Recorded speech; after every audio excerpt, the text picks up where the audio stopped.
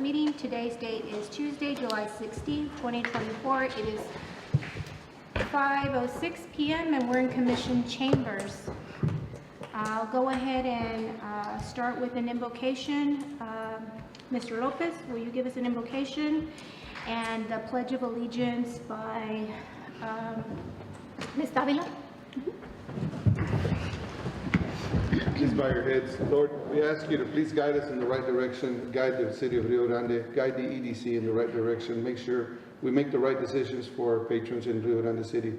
We ask you to please send more rain to our land. We ask you to please feed the hungry, shelter the homeless, and clothe the naked. We ask all this in your name. Amen. Amen.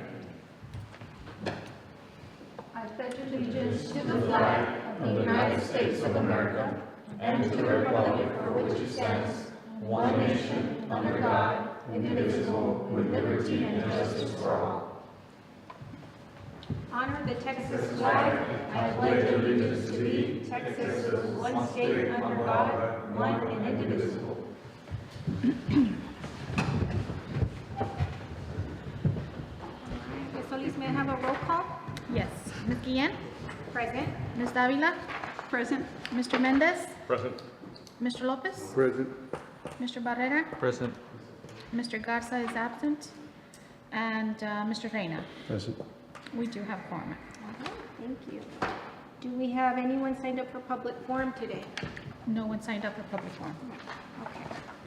Item number 4 is approval of minutes from the previous meeting. Madam President, if there's no changes to the previous meeting minutes, I so move we approve as read.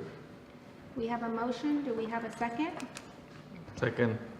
We have a second from Mr. Barrera. Any further discussion? All those in favor signify by saying aye. Aye. Those against, same sign. Motion carries. Item number 5 in your packet is the financial report. Ms. Hernandez. Yes, in your packet is the financial report. This is the same report as last month. We don't have an update yet on the expenditures. However, I did include the purchase order report from when I took over in March up until the 8th of February, listing all the POs that have been made. If you have any questions on any of those expenses, I'm here. Our finance director, Mr. Leonel Cantu, is also present. If you have any questions on the financials, where we're at with the budget, we did get our July drop of sales tax, and that was in the amount of $501,915.02. And that was for the month of July. That was paid out to the city in the month of July. Okay, and that in itself for the board members, you have the breakdown of how those funds are allocated. On page 14. The 500,000 on page 14, you'll see $125,478.76 is allocated to the EDC. This PO report, I know there's some expenditures on here. I have a question on a few of these. I know that we usually try to get all of these processed and paid timely. There is some recent charges I'm going to just ask briefly about. And it looks like we have a U.S. Treasury payment in the amount of $4,268.99. Yes, this is on a penalty that we received, and Leonel is here to discuss that further. I believe this penalty is from 2015. I think it's 2015. I don't know if you recall it, that you were at the EDC back in 2019. I want to say I wrote an abatement letter to the IRS asking them to abate those penalties. I never heard back from them afterwards, but then a couple of months ago we received a letter saying that if we didn't pay, they were gonna levy on our bank accounts. So we had to pay the ones for the city, and then I received this one for the EDC as well. Those were some 1099s that were not filed on time back in 2015, I believe. So they charged the EDC $4,000 and the city legal $11,000. And so Yeah, the attempt to... I called them again and I asked them if they could abate those penalties, and they wouldn't budge. Interesting.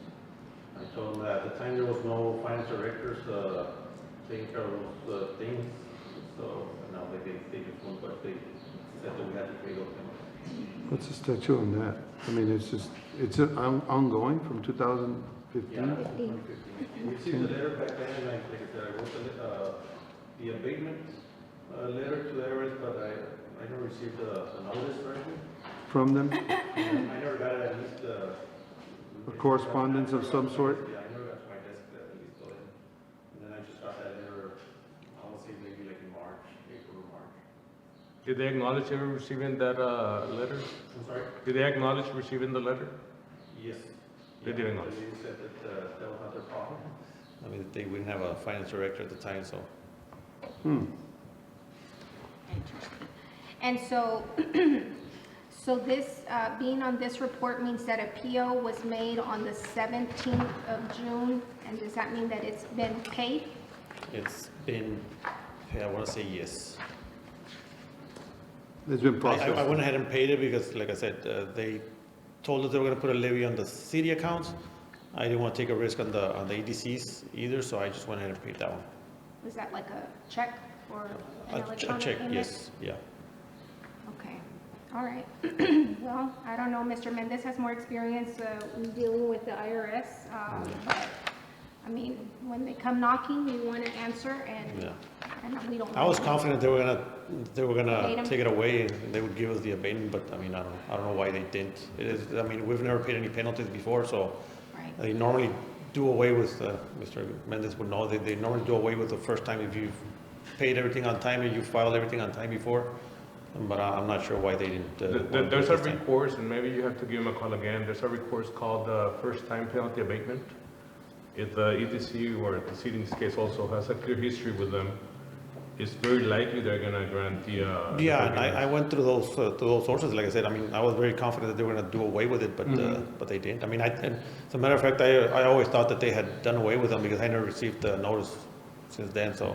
Can we still pursue that and get a refund back, or once we paid it, that's it? If they do grant the forgiveness, then they'll send the money back. Did they respond to you in a letter or an email? We got a letter, and then I got on the phone with them, and I asked them if that, we had sent that letter back in 2019, I want to say Maybe you 2020. talked to the wrong agent. I mean, You know, yeah, I sometimes mean, you there- got- it is the case, I mean, sometimes you get some agents that they just won't budge, and Right. so, Well, let's just try. yeah, we'll Yeah, try, one we'll more give it a time. try. We'll give it a try, I just didn't want to wait, because, I mean, I didn't want to place a levy on our account, so, Absolutely. yeah, so. Thank But you yeah, I'll for definitely that. try again, And just give it another try and see what they say. Yeah, let's go try it again. okay. And then these other charges here, are these payments or are these pending to be paid? Ms. Hernandez? Which one? All of them that are here on this column for outstanding, on page 20 of 46. Some of them have been paid out, and some of them are pending. Today at our city meeting, we requested the approval of the GIS web tech. So I know for a fact that one has not been paid out.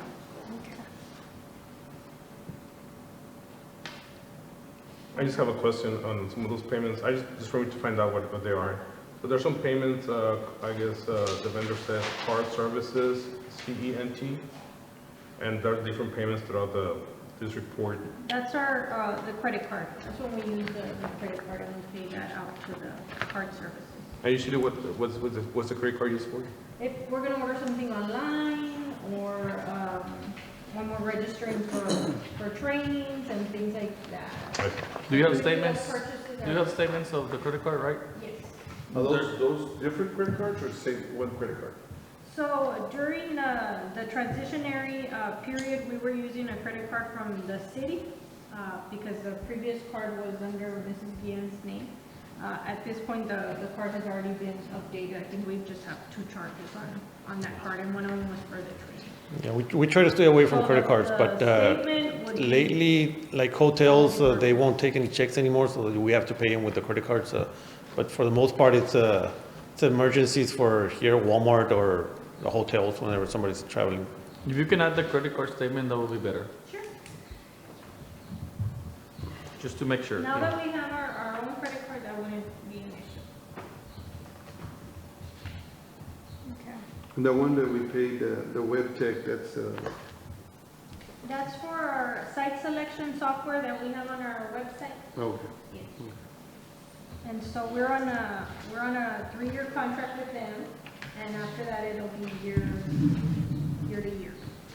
So Ms. that Guillen. has not been paid out yet, since it's over 5,000, it went through the commission form to date, at today's, right? Ms. Guillen, I have a question on that subscription, the annual subscription that the commission approved. What's your thought on that subscription? Because you have used it, right? The subscription for GIS website? Yes. So it's a platform for site selection. There are actually 2 companies that do it here in Texas that are notable. They're one of them. The other one, I can't think of their name. GIS Planning is the other firm that offers that. What it does is it gives you a platform in which you can showcase those available properties within your city Yes. limits online. This one has the ability to generate brochures on the spot. Okay. An analysis of the area, which could give you anything from traffic counts to your demographic information. Okay. You can use pins, or you can Yeah, draw Ms. maps. Hernandez explained it that well, but my question is it really useful or? I mean, it depends. When we signed up for it, it was really for the demographic feature. Okay. I have access to all of the data that ESRI provides. ESRI is a nationwide provider of demographic information. They take and collect. And that's crucial for big businesses, right? They want to see everything at a glance. They can visit our website and get that information themselves. Okay. When we have some of these businesses interested in the city, we're able to send links within that site to show different site selections based on their requirements. And it has an option where you can impose an image of the. And that can be used with the city and the EDC, right? It's interchangeable Okay. for all departments. In fact, when we signed up for it, the idea was that it would be accessible not only to the EDC for its research and getting information out, but also for other departments that needed to study certain pockets of the city for grant writing purposes. So if, let's say, the Parks and Recreation is writing up a grant, they want to know how many people live in this neighborhood, how many of them have automobiles or have insurance, or how many of those are kids or male or female. You can dig down into the data to do that. You just have to. So it's a must. I mean, it's a free-for-all, because the Okay. public right now can actually Okay. access it No. if they want to. And the recommendation from Ms. Hernandez was, yeah, it's useful, and I just wanted to hear from you as well. And is this an annual payment? Yes, the nano.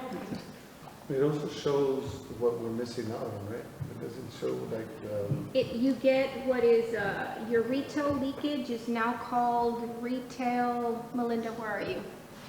just It has a different name, but you can find out what percentage and amounts of dollars are being spent in various different retail segments, so that you can see, oh, we need more hardware stores, or we're seeing more of a market potential in your shoe stores, and that's very beneficial to small businesses that are looking to find where they can make pretty sustainable business by looking up the data and finding out, if shoes don't sell in Rio Grande, then why are you selling them? These We once had a reports. shoe store that had the most in the nation. Oh, I know. But it's accessible to the public, and we've always encouraged businesses to use it, students at school to use it for research, our city departments to use it for its own internal information gathering for grants and other stuff. That's nice. So It's a very so good- myself and Melinda actually did the training on it. I wanted to obviously familiarize myself with the software because I had never used it before and wanted to see all the reports that we were able to access. It was a lot of information, so we actually scheduled to have an additional training, just as a refresher. But yes, it did have access to lots of different reports that can assist us. You're able to select the area, so you can do 30 minutes, 60 minutes, 90 minutes from here, and draw those demographics from all that area, so that we're not just seeing data from Rio Grande City, we're seeing throughout the U.S. It would be great whenever you have an opportunity to also just explain or give a little training to all the employees who really need it. They might be beneficial for all of them. Yes. Okay, well, nice. And before we move on, Mr. Leonel, now that you're there, I have a question. Are there any businesses in town that are exempt from paying those sales taxes? They shouldn't. No? No. I mean, everybody applies for their own tax exempt, but, I mean, unless you have the certificate that says that you're tax exempt, everybody should So be you're paid. not aware of any? No. I'm just curious. Some. They don't, I mean, we don't find out who pays the taxes or who doesn't. I mean, that's up to the controller. So if we want to identify a business, we would have to request it from the comptroller and Okay, ask so them. it has nothing to do with the city? Right, Okay. But if they report to us, they should. we believe there's a business that's not paying, or you have a receipt that they're not paying the 8.25% and they're in city limits, they can let us know and we can follow up. Yeah, with we the can follow up with Have you the guys had that comptroller. scenario in the past, or? company. We have, yeah. Those Businesses not paying the 2%? Well, they don't, sometimes they're unaware. I've given a lack of education on their part, that within city limits, it has to be the 8.25%. We used to request a quarter report and I would send it over to Dalinda where they would send us all the tax payments from all the Yeah. businesses here in the city, but it was a report like this big, so it's kind of difficult to go through. Like Walmart, they had a whole bunch of businesses that same Walmart, but there's different Walmarts, and I guess Walmart has It's a Different. pretty massive spreadsheet, but Yeah. it gives you a pretty good indication of their sales activity, because that's not public, it's for private information, but the city can use that information to make determinations on where it needs to make investments, but that information is available. And going back to your question on who pays a sales tax, not everybody does. Not everybody's in the business that requires you to have a sales tax certificate. So I'll give you an example. You've got daycares.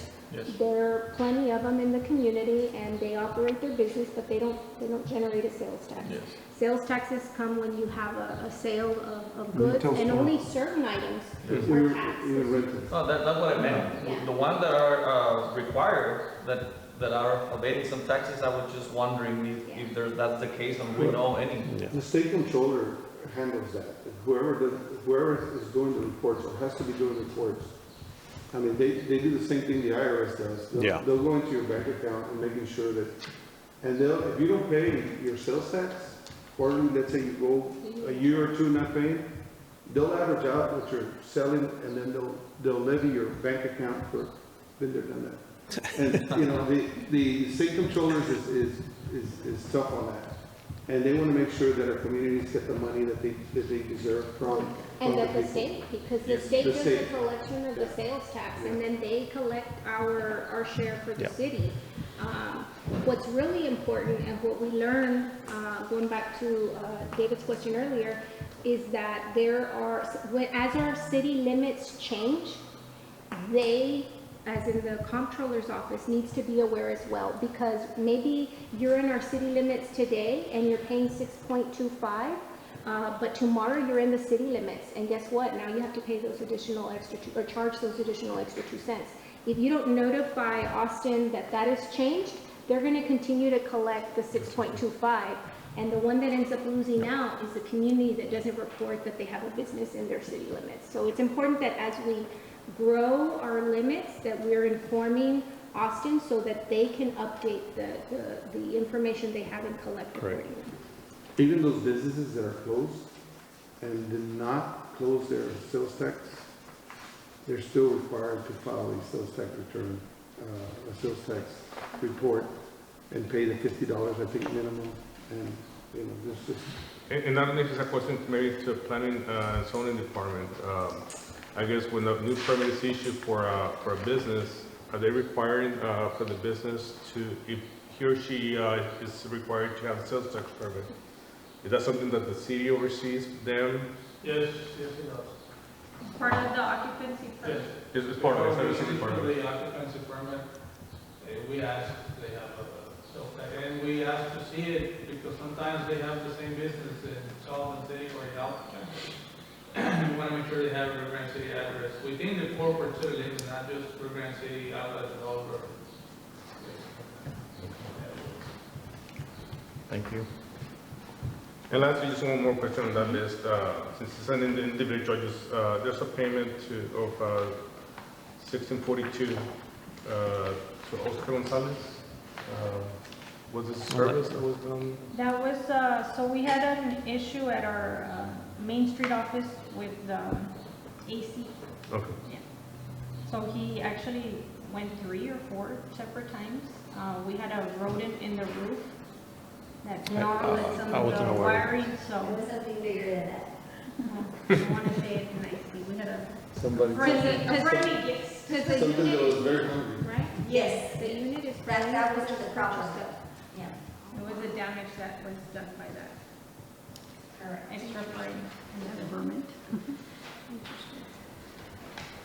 Well, going back to the expenditure report, I know we're only looking at, as of June 30th, but there are some things that just, stand out for me, and that is in reference to, You're on page, I'm on page 18.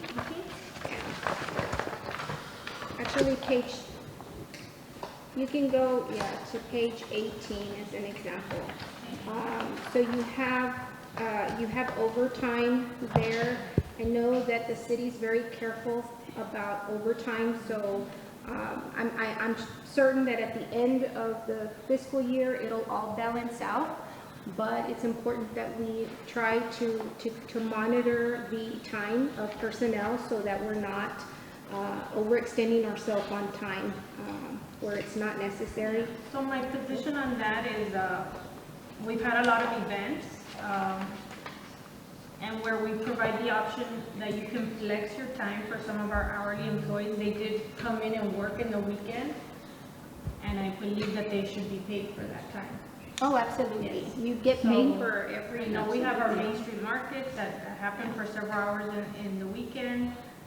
We did our trolley tour, the sip and see. So the more events that we have, which are great to have for our community, well, we have hourly staff that need to be present at that event. I do offer the option of flexing, but if they want to get their time paid, I think it's important that we offer that. What is the average of overtime that, on a weekly basis per se? For this department of Main Street that we're looking at page 18, it was budgeted at $1,500 of overtime.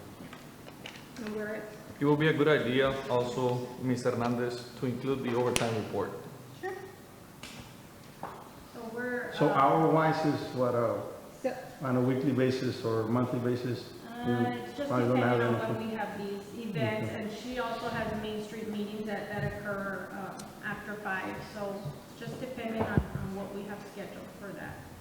So is that something that we need to adjust in the future, or just? that was gonna be my next point, too, that, and it's right, to where you're leading to, that, the option, obviously, you always wanna be careful, with the time for your employees, but maybe if it is that they are, needing, more hours because of the added events and whatnot, then maybe as this new budget is adjusted, we make sure we have adequate overtime to cover.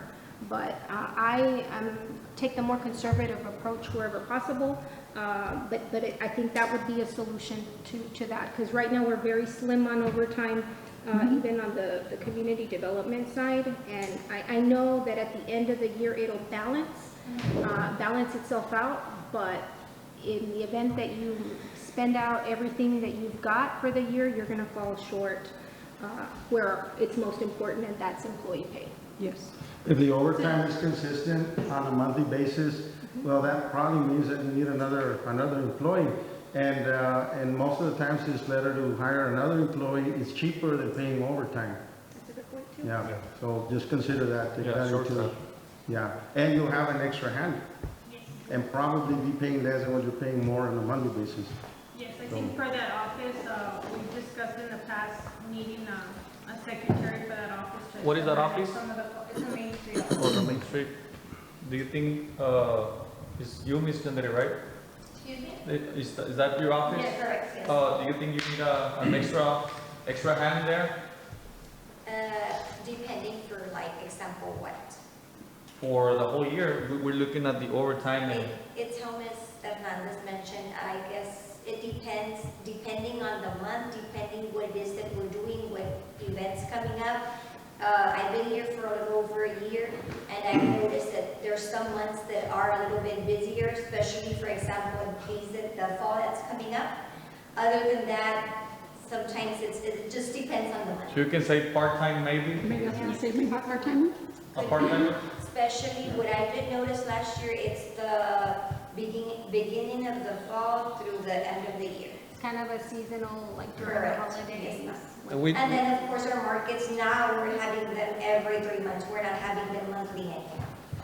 we did notice that on the city side also. We sent an email, I think it was like a month ago, right, Mr. Milan? That all overtime needed to be pre-approved before done, but I guess You for just have to- most departments, they all had the same excuse. There was more events throughout this year, and almost every department reached their max in their overtime already. We still got 3 months to go to the year. Have we ever had a part-timer or like use somebody from other department? We had a workforce, Oh, okay. we would get, I know we tried to get back on that program. I spoke to Ms. Brown about that, and I know during the coffee talk, I met with someone from workforce and talked about when that next round would be for us. But that'd be a good opportunity to get someone to come and intern with us or get some job skill trainings. Yeah, because one part is the overtime, but the other one, which is more important, is not for you to be short-staffed. Right. And then we have Ms. Yandere, who obviously she's gonna be on maternity leave for us, so we are gonna have to come up with some sort of solution in the time that she's out to make sure that that office is covered, because that is during our fall time that we're programming that, and we have a lot of events that happen during the fall and the Christmas. Do you have somebody in mind already? No, I do not. Nope. We have not talked about that yet. Okay. Planning is key. So you're leaving on maternity leave in the Excuse fall? me? She's leaving Yes, probably right before the fall. right before the fall. Congratulations. Yeah, and, you know, we work with overtime a lot, and we plan our work and work our plan. But if we are putting in a lot of overtime, it doesn't seem like a lot, and this overtime here, this is up to now, and we're almost over with the fiscal year. That's not an updated, but I think it's up to June. It's up to June, Right. fine, you know, we're at 95% of the fiscal year done already, which is, this is nothing, Yeah. you know, nothing compared to Yeah. other. Yeah, we can hire somebody, you know, part-time, but as long as we budget, like Ms. Yan mentioned, we have a good budget of overtime, okay? And we have to really look at our schedule of what we're gonna be doing in our community. And our employees are the most important, they're the backbone of the community, they're the ones that get everything done. You know, every single employee from the EDC and from the city, they're out there getting things done. And they have to work, and some of them are salary, some are not. But if we can look at something towards, if they can earn comp time, like Ms. Hernandez Yeah. had mentioned, earn comp time to certain, and we can pay overtime if it's an emergency type of deal. Let's say that we ask them to work Freedom Fest, you know, those hours that they work the Freedom Fest can turn around Right. and use them as comp time. Now, comp time can be used at any given time that they need, holidays, vacations, you know, they can use those and get paid for them. And I think we've discussed Yeah, I that in think- the past, but that needs to be a policy with the city. Yeah. Because right now, there is no policy to have comp time. I think at some point, the city had comp time, and then they did away with it. Yeah, I think it was really getting out of hand. It was hard to keep track of all that comp time that was being accumulated by the employees. So Okay. it kind of got out of hand, so I think they did away with it. So, With some good internal controls, you can. Yeah. You can. yeah, you got comp, Yeah. you got regular comp and FLSA. I guess- FLSA is over 40 Yeah, hours. if you have comp just, Regular comp is when there's a holiday in Right. between, and you work an extra hour or two during the day, that's, or, let's say you work 10 hours on an 8-hour workday, you earn 2 hours of comp time. yeah, no, there's definitely a way to do it. I mean, just got to be planned, but, Yeah, and it'll save us a lot of money, really, Julie, because Yeah. some of these employees do need, some of these employees don't even have time to take vacation because they use it during the year, yeah. so. Are there any further questions? No. No? Okay. Thank you. Well, this is for information only, so we'll move on to item number 6 on the agenda, which is the Executive Director's Report. Yes, that executive director's report is on page 22. So listed are the projects. I spoke with the owner of the Home 2 by Hilton last week. He came by the office to discuss the progress on his project. And when he was looking at possibly having the groundbreaking, he's finalizing some items with the financing, but he's hoping that in approximately 3 weeks, we can start looking at a groundbreaking ceremony for that hotel. Also, with the Star Plaza, the department store Ross has submitted preliminary plans to our planning department and our fire department for review. I spoke with Mr. Milan about this project, and it's anticipated that they'll issue the permit before the end of the month, with an anticipation completion date for the end of the year. That's perfect timing because the holidays Yes. come and Marshalls had their opening right around that time, I think, Because it was cold for that. and they Ready, had ready. a really, really great start. Yes, and then we've been meeting bi-weekly on the progress for our public safety building. It's almost done. I know they're looking at having a substantial completion by July 31st. Some of the payments and such were discussed at our city commission meeting. We still have pending for that project, the award for the drainage project. I've spoken to the commission, and I know we discussed it during our workshop as far as allocating where those funds will be covered from, so that we can award that contract. But that contract was already advertised, bid out. We had the bidders come into the bid opening, and we got someone that met the cost, the probable cost estimate, so it's ready to be bid out. I know that work needs to get completed to get that drainage out. We've had some rain, and luckily that retention has held up, but any more rain would have been a big issue for us in that building, as it would have returned back to the actual facility. So something to have in the back of your mind, that is something that we need to push forward with as soon as possible. So you have a bid that you've already accepted?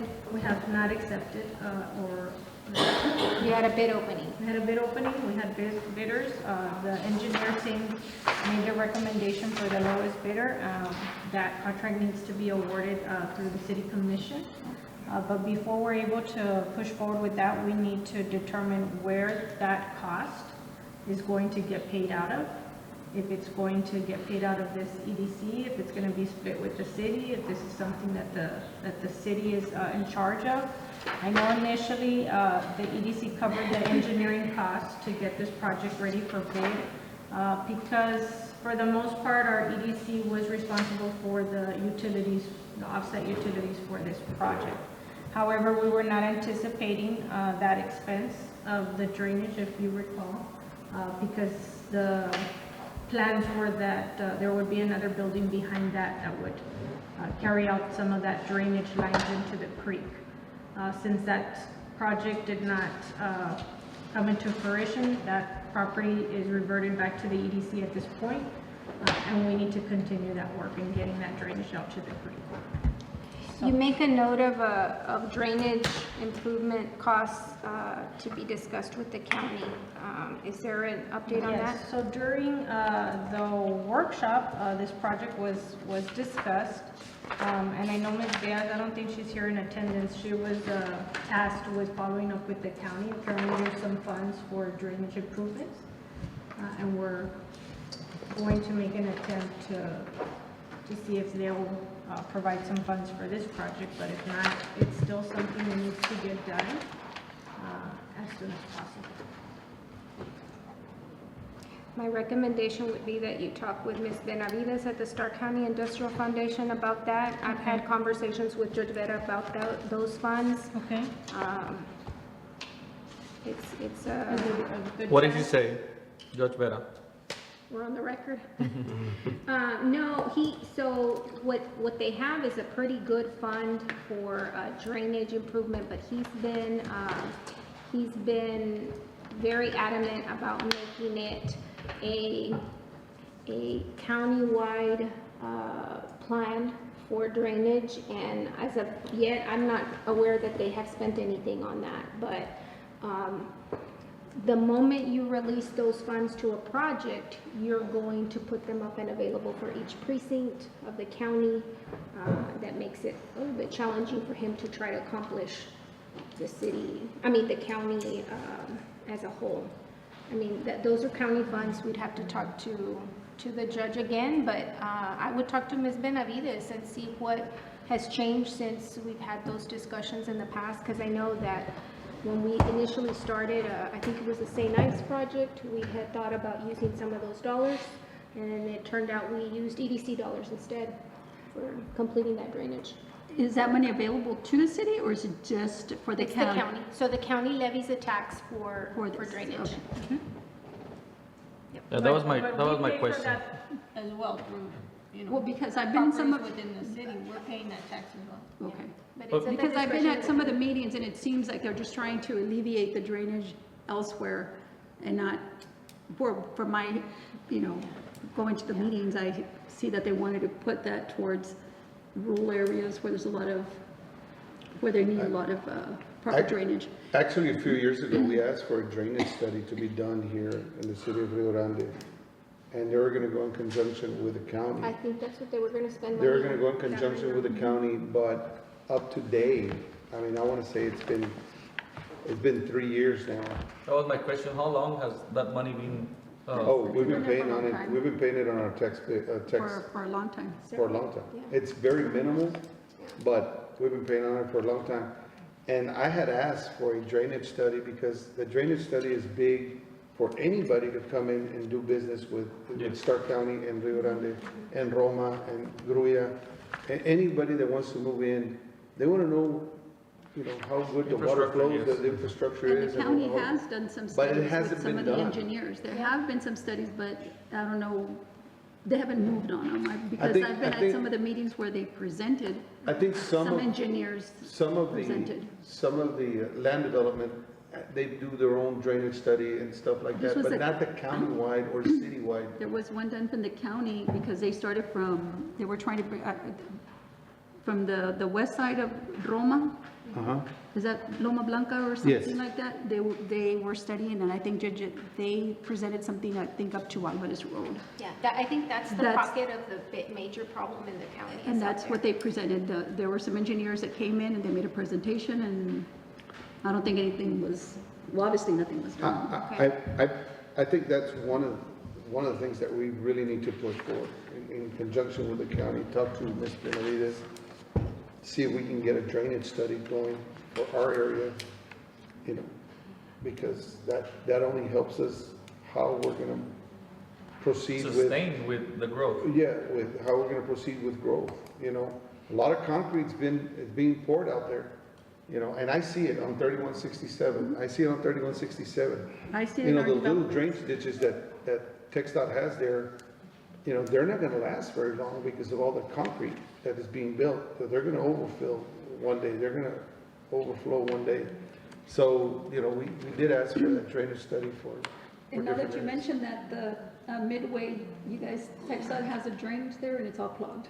No, well, we gotta clean the middle, yeah, the middle part. Just because I got some calls from Yes, some residents. yes, I know. That We're, sent me we're, videos. we're making our way through everywhere, cleaning. They had never been cleaned in the past 10 years, I think.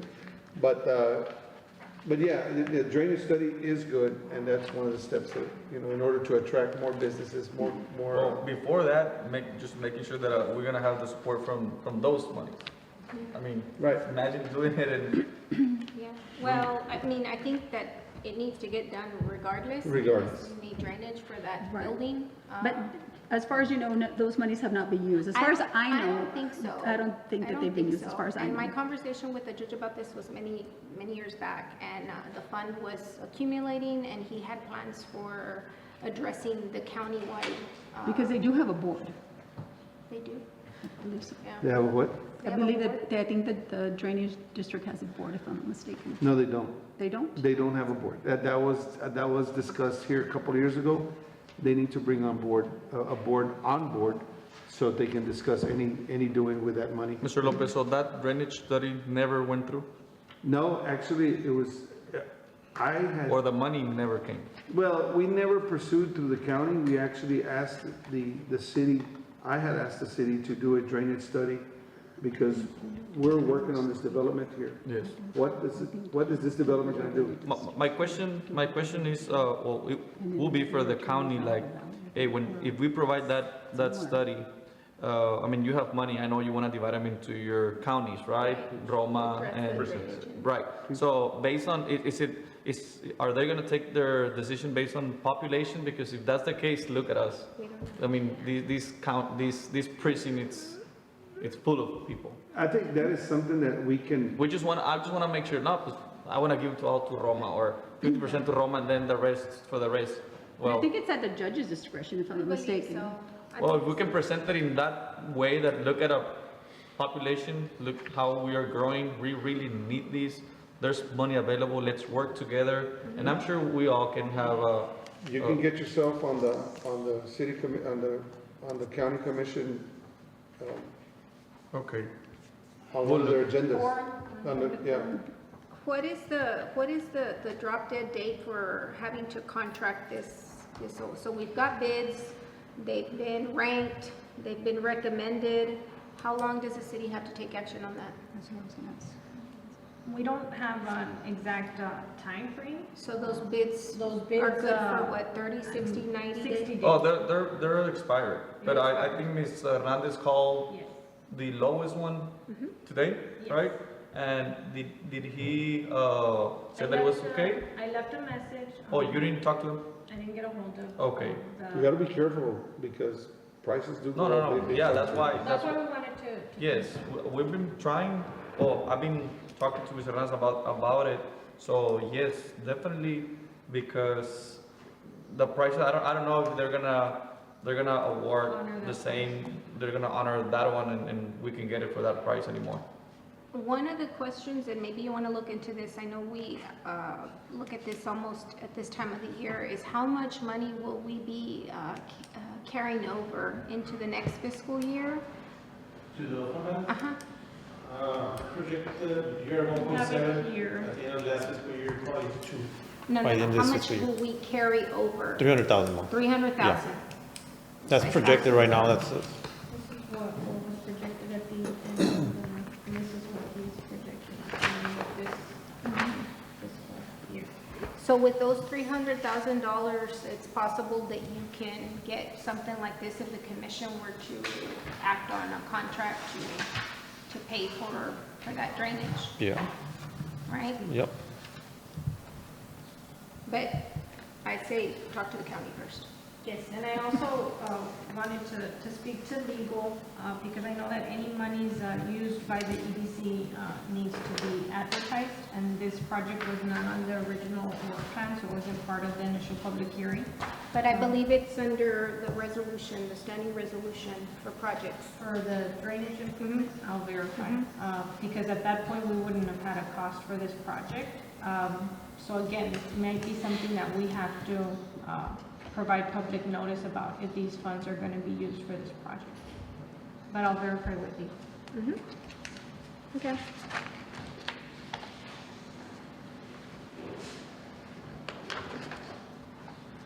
Okay, sorry. Going back to the Los Velas Road improvement, I followed up with the engineer, Mr. Rosbel Peña, on June 27th. They still haven't moved that last utility pole.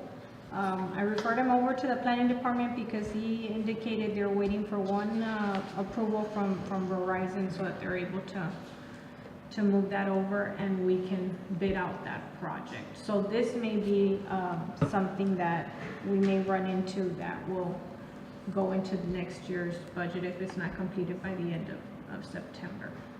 So just something to be aware of. The Villanueva subdivision, we actually had a meeting today, this morning, to discuss the progress on that subdivision and some of the work with the water, the sewer, the storm drains, when they would be paving some of the roads. They're doing some of the cutouts, but also working with the landscapers that are coming in. They don't want to pave until everything is underground, including the electrical. They're working with AEP on their plans as well. And they brought up an issue with an asbestos line that's in the property and needing to get that replaced. I did request that they make a formal request to our city commission since that line is within their property. The Texas Regional Bank, that was also a project that we assisted through the EDC, and we're pending for those utility poles to be relocated to the back of that property. IHOP, there's a change of date for the groundbreaking to be announced, but it is programmed for Tuesday, July 22nd at 9 a.m. I'm just pending the confirmation from Mr. 23rd. Hadir. July 23rd. July 23rd at 9 a.m. Tuesday, but again, just pending a final approval from the owner, Mr. Hadir. So once we have that approved, we'll update the invitation. So we're all invited to that. We'll be putting the EDC tent there. We have a box that we put dirt in with the shovels and assisting them with that setup for this groundbreaking. And the McDonald's had a pre-development meeting to discuss the site plan, and that also went up for approval at our city commission meeting. Once we get the plans in, we'll definitely make an official announcement. I know there's been some announcements about the McDonald's, but at this point we don't have building plans. They're still working on that subdivision. Also discussed at today's meeting was the application for the downtown revitalization program with Texas CDBG.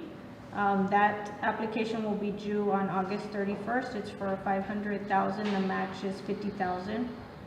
And it has been added to our work plan for the upcoming budget year. And this is to make improvements on Britain Avenue, and it'll have a hydraulic lift for those wheelchair accessible individuals trying to get on our kiosk. A lift? Yes. Like a mechanical lift? Yes. Yes. Is it mobile? No, it'll be on the next to the. It's fixed? Yeah. Is that allowed? I mean, by 88? preservation? Well, I know. Preservation, but Is that like, Yes. because it is? Okay. is there something that we can build instead of, because of with the weather, it's gonna get weathered right away, and, you know, we're gonna, A lift has mechanical yeah. parts that, Yes, and there'll also be improvements to the lights in that area as well. I'm sure there's a way to ramp it up. Is it historical? We can look It's at a it. long ramp. It- But that might be it- the solution, because I'm afraid of what he's saying, having that structure with all the Could they do a elements. ramp? Because it'll be a maintenance issue in the We future. looked into Yeah. If the gonna be very inclination, A mechanical the lift. inclination is too high. Let's look at those options, see what's best. But so this grant's not submitted until August 31st. That's when we did Who's writing this grant? GrantWorks. So we did an initial submission, including these projects, to see if we would get invited to apply. So based on the scope of work, we were and are going through the second phase of this application. Okay. Okay. Hill Country Drive Extension, we have no update on this project as of yet. I know that our mayor was going to meet with the owner of St. Ives to discuss this project further, and I will follow up with him to get briefed. Amazon, the contract has been fully executed, and they'll be working on this pod that's going to be here in the back of the property within the next 6 to 8 weeks. Should be completed. Listed are the business prospects. I don't know if you have any questions on that. And I also listed some of the different meetings and events that I attended since our last meeting. I do have a comment on the prospects. Yes. Regarding the soccer stadium, I know Mr. Islas had mentioned some updates on the last meeting. I know the city is working on redoing the park over here, the County old Park. Old County Park. Obviously, when Mr. Isla was here last meeting, he did mention a multi-million investment from this group, I guess. The city had to put in some of the land, right? Yes. At the time they talked, he said about 13 acres at the time. Was When I the big- spoke to him, yeah, he asked for between 14 to 15 acres. I guess my question is it feasible to have a conversation with the prospects, and as far as, is there any way they could accommodate themselves in the city's park? Since the city would not be owning the soccer field, that property was gifted over to the city as a park. So there may be some issues with that, for us to take that donation and then further sell it, or... No, what I'm saying is, this is a league apparently that is still in development, I believe, and I think it would take a lot, maybe time and money to come and decide to come into Reagan City and invest millions of dollars, right? And maybe not knowing if this is gonna work in the area. Maybe it's an invitation for them to try it out with our fields, or the city fields, I'm sorry, and see what's the reception from the public and the local citizens. And then maybe later on look into further developing a full-blown stadium as they have proposed. I don't know if the possible fields are going to be built, if they comply with what they require. No? But no, so the plan for the fields there at the Ringwood Park are to be smaller fields for a 7-on-7 game, so mostly for kids. And the league that they're running is an adult semi-pro league. But it's not the regular league. I know they do play less players than the regular league. That's my understanding.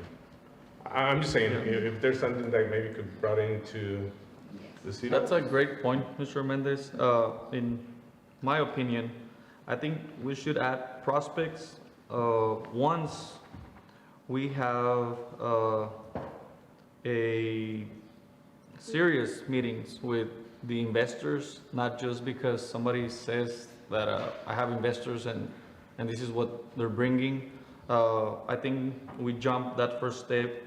And so for the future, and in my opinion, as a reference, until we get like a formal invitation and a presentation from the owners and their plans to build something, not just a presentation or a video, we shouldn't even be discussing these because... Or a letter? Yes, A letter of yes, intent, something more at formal? least, yes, because just giving my opinion, this is not gonna happen. The same project has had 2 groundbreakings in a war zone in El Alemán. I don't think nobody in there in business, you know, we'll put $50 million or $30-40 million in Miguel Alemán and another 40 in Rio Grande for a professional league. So this one, I don't think it's gonna happen. And again, for the future, I would love to see prospects, but after the formal letter of intent or an invitation from the actual owner, not just from an employee or from a contract from the city. So I don't think this is legit. Yeah, because last time we discussed, it was a prospect, the big investment into the city. And like you said, maybe I don't believe they have presented any serious funding into this type of projects. And it just occurred to me, okay, now the city's gonna develop something. Yes. Could they do something together, not in the sense of giving them or the city giving them the premises, it's just allowing them to use them as they try to expand or, yeah. To see if it even works here. I don't know if we have the demographics for Right, them. exactly.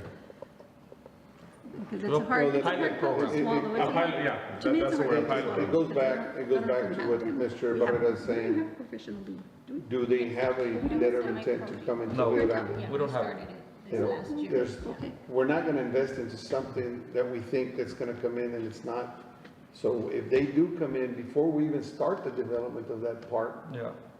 then we'll sit down we'll have a roundtable discussion and see what Yes. we can help them with and what we can't. And maybe there could be an approach where we could make them aware that there's something coming into the city, provided by the city. Are they interested in doing a pilot program? That's a good idea. Yeah, but Because over here, we're again, talking we about- don't know who the owners Yeah, are, we don't know Have who you the prospects are, talked to the owner? but Right, hey, here we're they talking about, they need to come in we're first. talking about 60 And he acres sent over me here. And a rendering of Well, we what have they it were here. then, I know we haven't, but they used for something else. Are they really serious about it? Yeah.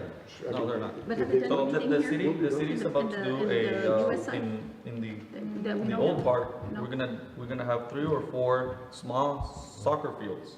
I mean, if I was the investor of a $30-40 million project, okay, let me see the population demographics, let me see if soccer is an interest in that city, let me see what leagues To that do they tune have. of Right now, we 30 don't have million. anything, so we wanna start something.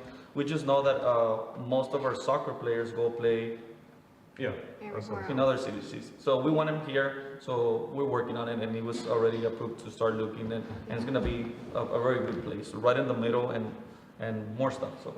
But yes, just for the future. Yeah, so this is the department report, it's nothing that Oh, we're no, gonna no, take yes. action on, but it's just to make you And I'm just aware of comparing. who has reached out.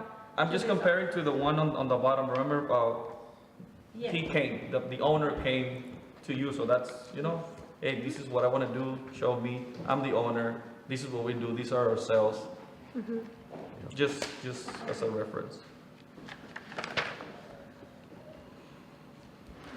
Are there any other questions on the report? I know for one of the prospects, I included his proposal, the master plan mixed-use development. But again, that's just something for This one. reviewing. The Sunset Bridge. The next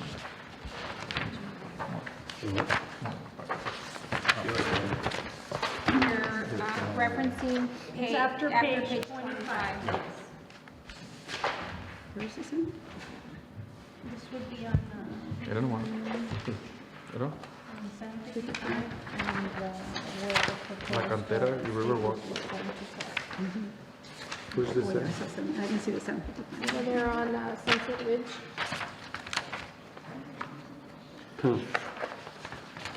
It's close to the loop, Yes, right? yes. A lot of times it can be, you know, you can By get 7:55? presented a lot of information. As Mr. Barrera said, it's incumbent upon us to thoroughly vet it, to make sure that there's a serious offer, so that you can continue the work on it. You don't want to spin your wheels on something that may or may not come to fruition. You want to take, you know, those projects and look at which ones are ready,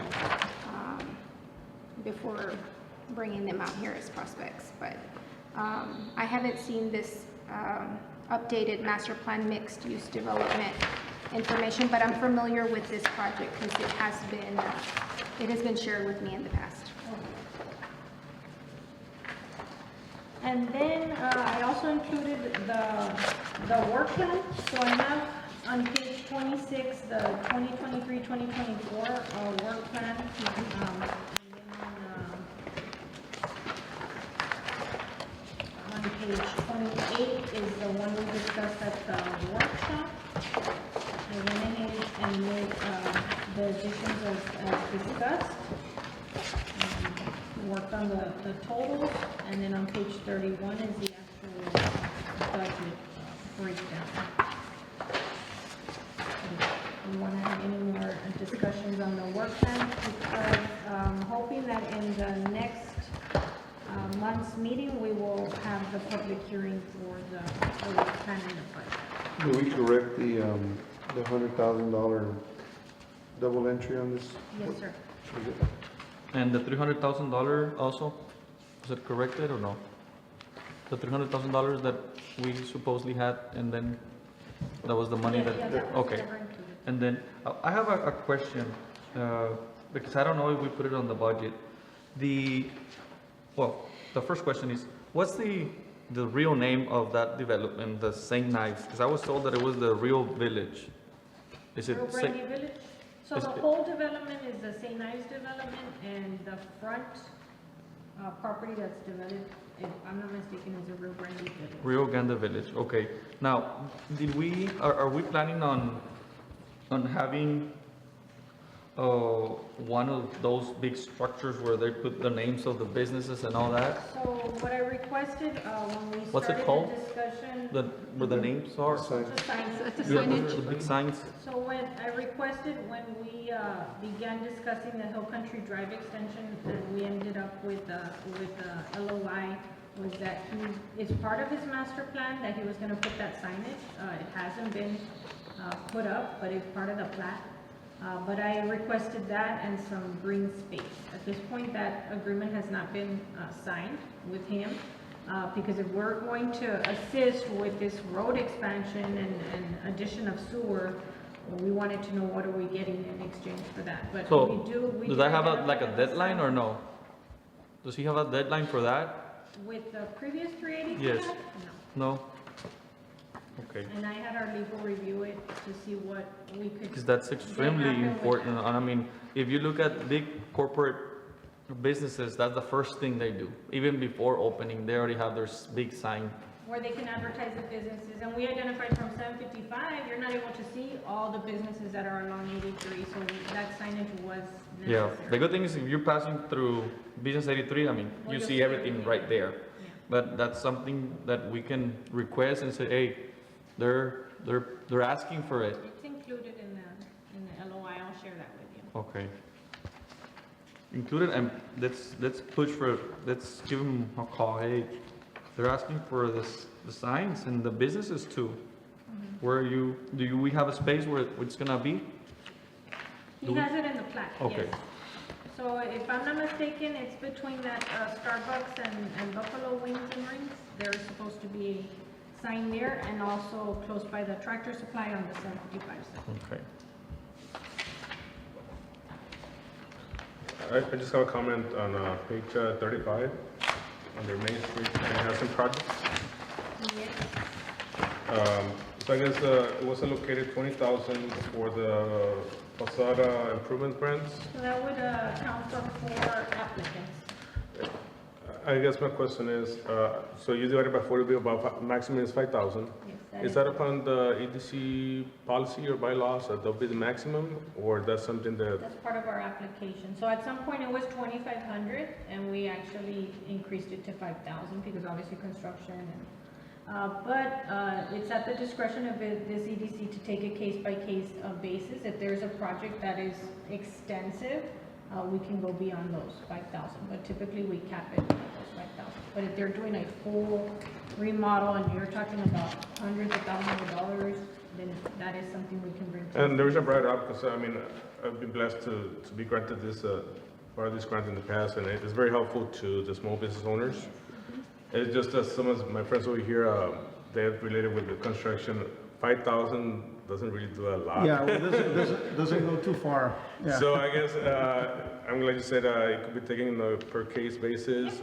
We could have different, standards that would say, based on this, it'll be up to 5, based on this, could be up to 75, 100, and maybe a different amount. Yes. Yeah, I mean, Or they I mean, can we put divide up- their project up, say they want to work on the, we put $20,000 on there. So that only 4 projects Well, that's the amount that we put up for grant money. I mean, we can always up it, I mean. I just wanted to know if it was something that's something that could be upon the decision of the majority if be adjusted, But we have to revisit, because we've had people come in and, okay, they invest this much money, they get this much, and then they're gone. They do all of the work, and then they close down. We want something, Mr. Barrera brought up a good point. We want these entrepreneurs to come in and stay and build their business here in Rio Grande for about 10, 15, 20 years, where their families can take over at one point or another. We want them to learn, so that's what we're gonna start doing, trying to do the one-stop shop, UTRGV, so they can start learning what sales tax is all about, what they need to do, Yes. you know, what type of investment they need to make before they make an investment, not knowing what's gonna happen. Because, yeah, you can go, anybody can go and get a building and say, you know what, I'm gonna buy this building, I'm gonna fix it up, I'm gonna come and get a grant, $5,000, then what are you gonna do with it? We wanna make sure that you're gonna open up something. Now, downtown in the Main Street, we've had a lot of buildings, and I had an idea of talking to all those property owners and going into an agreement with them, and maybe get a grant, fix those buildings up, rent them, sublease them. It's all and yours. No, well, it's gonna be very hard because these property owners, they're They- divided amongst family. yeah, there's just a lot of people, a lot of owners, a lot of heirs. It's very, very hard, but I mean, if That's- you tell them you're giving them some cash to help them out and remodel, we would have to, lease it, sublease it, and we can give them a tax abatement of some sort. Have to you the talked property to owners. any of them, Mr. Lopez? No, I don't know any of them to begin with. 'Cause I don't think very many live it, like the property that she was showing us, the Brownies property where that old gas station next to the old Triple L building, next to Runners, that empty lot.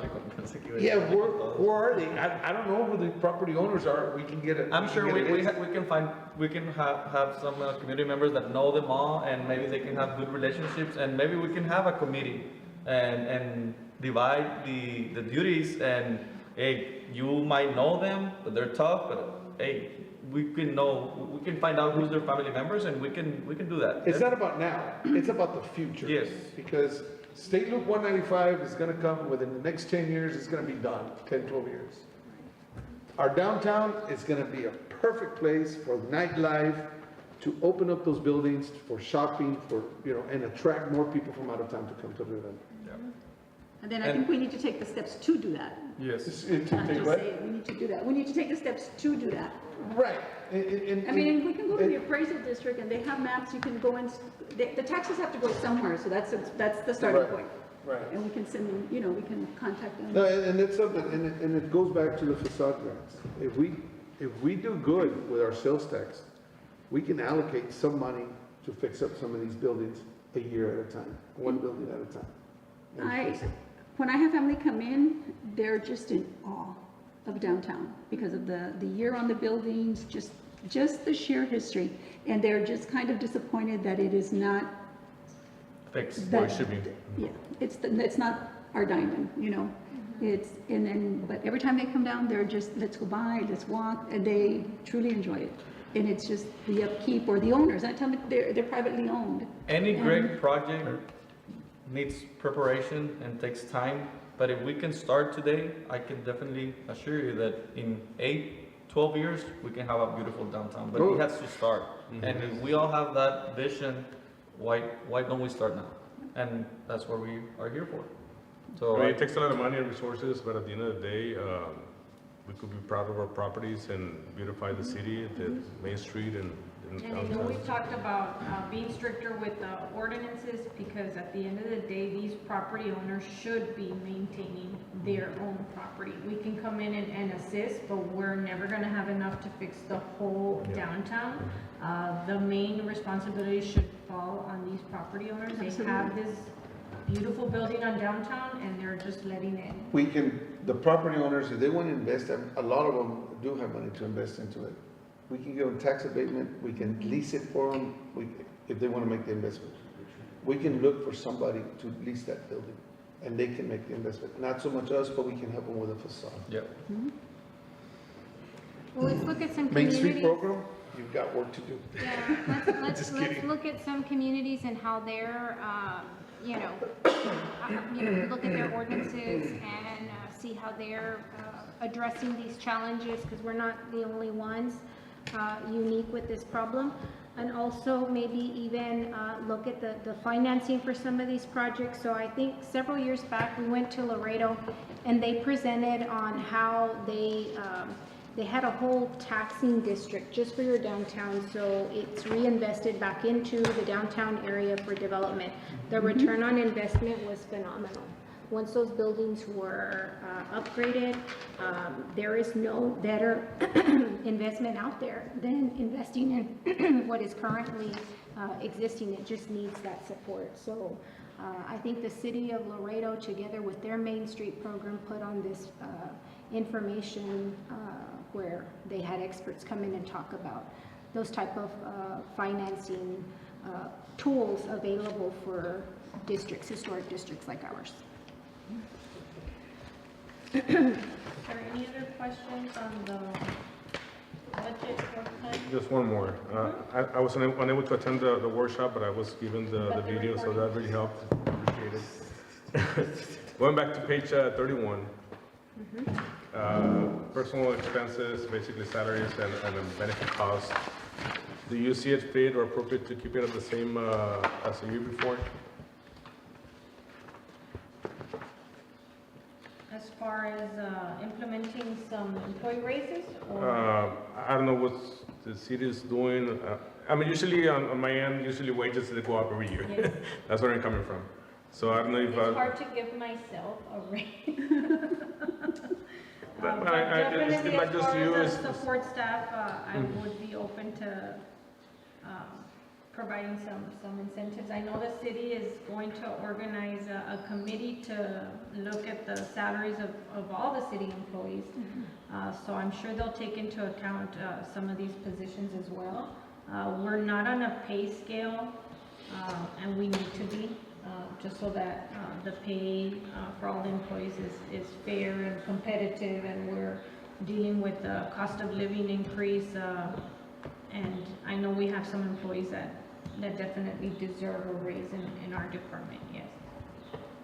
But when do you have to publish the post? So we'll have a public hearing and a first reading, and there's, the second reading has to be done by September, because the budget is adopted October 1st. So we still have some time to look at it, but I do have the totals of where we're at on page 36. So you see that absolute last line. Those would be monies that we would need to take from our fund balance, because at this point the budget is not balanced. And by the end of this fiscal year, September 30th, we're anticipating that the projected fund balance will be $2,072,748. Ms. Guillen, in the past, was that a common practice? What was the, I guess, approach as far as salaries was concerned? So the EDC takes follows the city's recommendations for increases. So I think over the last couple of years, they've done incremental increases of 1,000 here or there.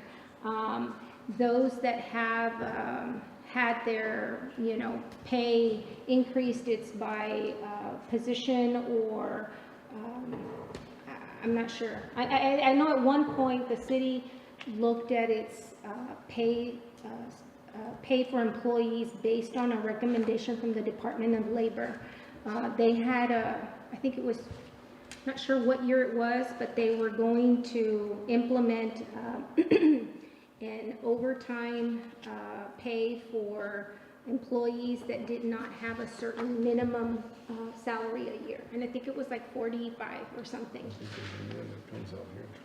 And so that rule thus had the city increase the pay for those that fell below.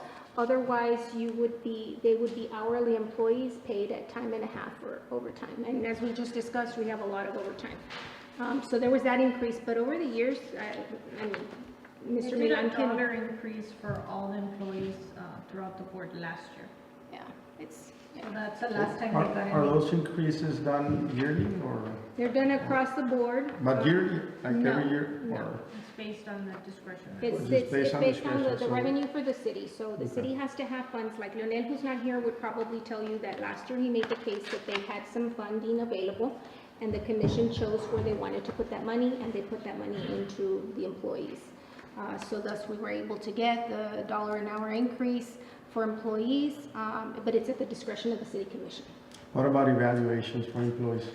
We do annual, well, we're doing evaluations twice a year. in the city. Yeah. Plus now we're gonna have a committee, and it's gonna look at performance, and basically, and most importantly, the ones that are underpaid.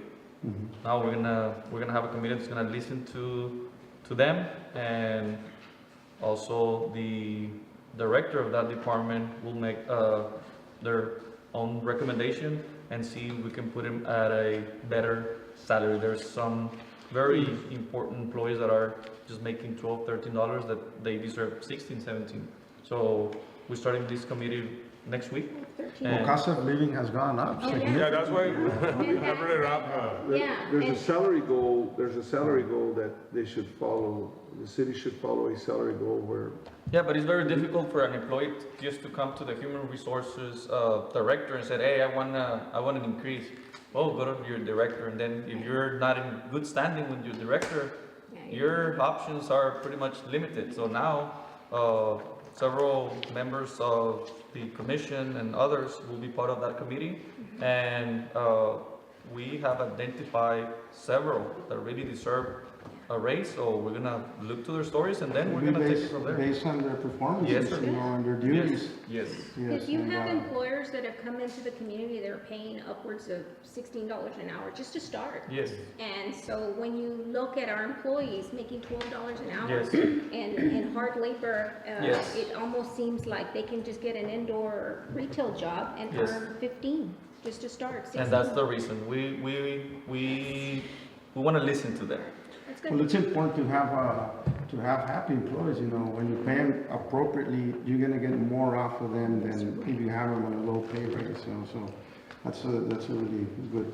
And that's the reason that came up to my eye in the sense of, I don't know the details how those salaries are broken down. It's just keeping up with inflation, the cost of living, and be competitive. And sometimes I have clients that lose a good employee because they couldn't stay competitive with their And we salaries. talked about the retention, we have lost several employees that for $1, and they left. And then we hired another one for more pay, with no experience. So I don't know if we can follow later on Sometimes it's what the just, city's you know, gonna be doing I and think make it that appropriate. would be my recommendation, is to see what the city has proposed as So, far as pay. I'm sorry, Ms. Guillen. So you don't have a set pay rate per position We or don't have a pay occupation? scale or a minimum There isn't any. wage, no. and that's what needs to be brought. Yeah, that needs to be done, You need a have pay scale. A pay scale, Yeah. yeah. To start off, anybody that you hire. No, we have, I think, Ms. Solis, is it 12? Was it 12? 12:30. Yes, 12:30. 12:30, right? Yes. That's the minimum. And Yeah. there's some that are, Yeah, but there's different positions. But you Yes. have different You know, so- positions and you have different Different tiers. So, responsibilities. Like in the state government, you have like your, I don't know, engineer 1, engineer 2, Yes. engineer Yeah. 3. Yes. Same thing, economic development 1, economic development 2, and they're Mr. all- Milan is already also working on a plan just to revise that scale and present it very soon.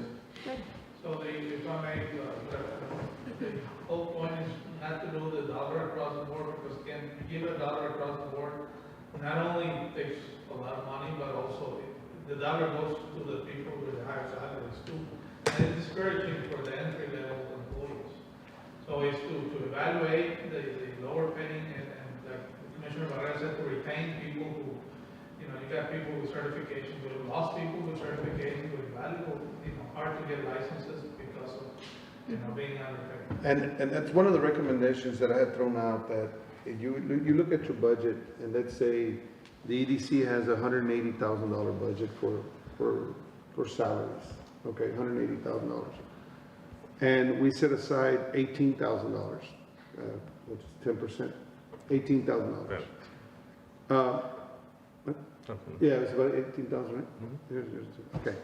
You set out $18,000, okay? So from that $18,000, the evaluation of the employee that the executive director will do will set what that set of employee is going to get, okay? Now, as a board, we evaluate the executive director and staff, okay? And from there, we decide how much.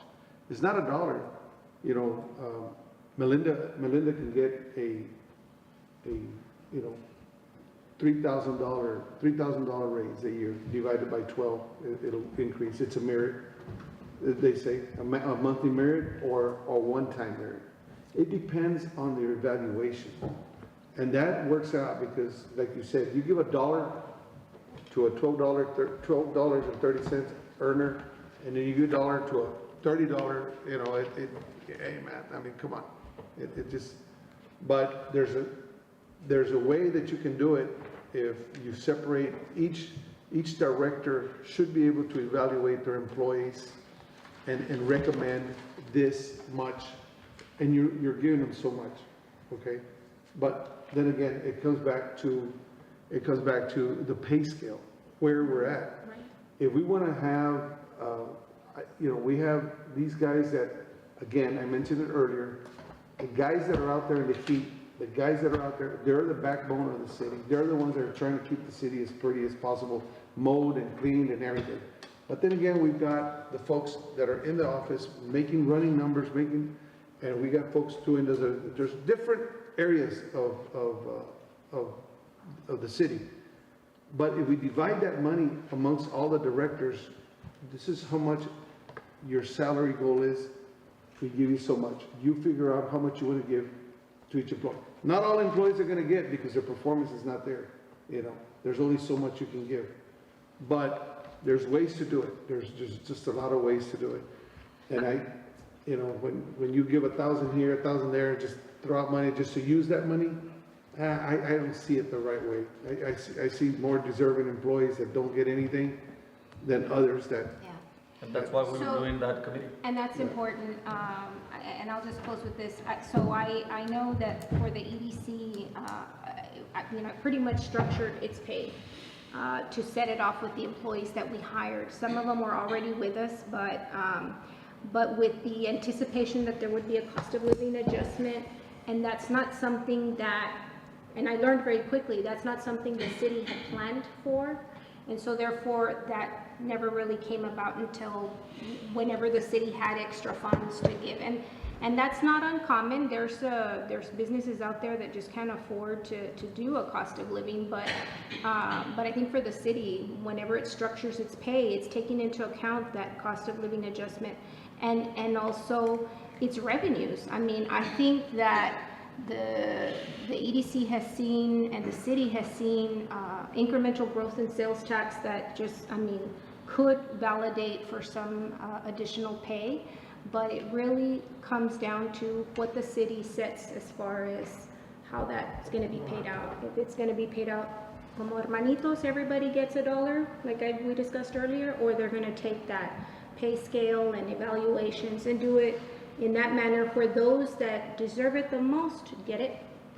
And it's a motivator for you to work harder, because there's that incentive to get some additional monies for working hard, then your performance is gonna be outstanding. Some of the techniques, some of the departments, I can talk about the planning department, is you have an entry level pay. Right. Then once you get your certification, some grades. And it encourages people. Do those average out with other cities the same size as Rio Grande? They're similar, but it's hard to keep up, obviously, with other cities. No, I'm not saying McAllen, I'm saying Palmview, La Jolla. They're similar. They're similar, and that's where you gauge yourself. Okay. All right. Good deal. Well, you'll let us know if there's any updates on that, and then, Of course. and then we'll adjust as necessary on our end. Anything else on this? Thank you for bringing that up, Mario. If there's, I know you probably had a fresh look at these numbers, but do you have any other questions? None, ma'am. Anybody? No? Okay. All right, let's move on to item number 7, which is your Main Street report. Yes, we have our Main Street Coordinator, Yanderi de la Cruz here, and Main Street Board Member Mayra Gracia here to give us an update on the work plan for Main Street. Well, good evening, everybody, and welcome. I want to welcome the new board. And I want to thank you all for having me here today. So we, as the Main Street Advisory Board, meet every month with Yanderi. We have workshops and meetings, and we discuss what we can do. Our objective is to, beautify, preserve, do as much as we can. So with what you were saying earlier, Mr. Lopez, we have brought that up, trying to